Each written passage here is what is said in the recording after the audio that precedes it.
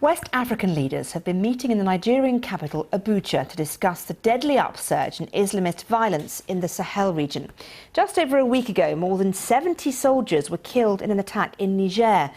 The French President Emmanuel Macron, on a visit to the region, has promised to help. The BBC's Khalid reports. The West African leaders gathering here at Nigeria's presidential palace are under local and international pressure to act decisively as violence by militants escalates in the Sahel.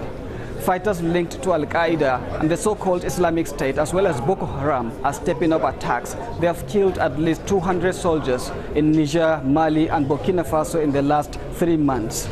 Thousands of civilians have been affected too, either killed or displaced, creating a humanitarian crisis.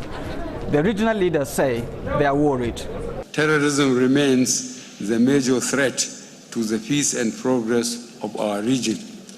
Recurrent attacks by terrorist groups remind us of the urgency to build an enduring security partnership to confront and defeat the evil of cross-border terrorism.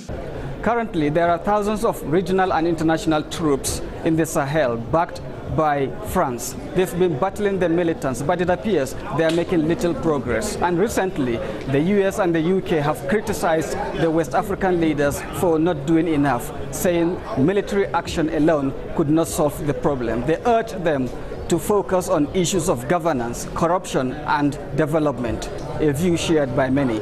Terrorist attacks are expanding, they are intensifying in their impact, and the international community needs to be mobilized to understand that this is not just a threat to West Africa and Sahel, but to the entire global community. The terrorist groups are showing more resilience and drawing on their international networks.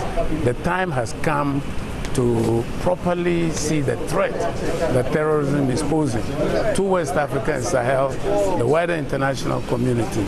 And this response should be both military, security, but at the same time, one that addresses the root causes of violent extremism, the extreme poverty, the lack of opportunity, providing socio-economic infrastructure.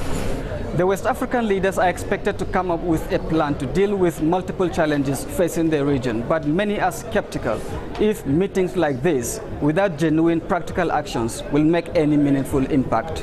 Khalid, BBC News, Abuja.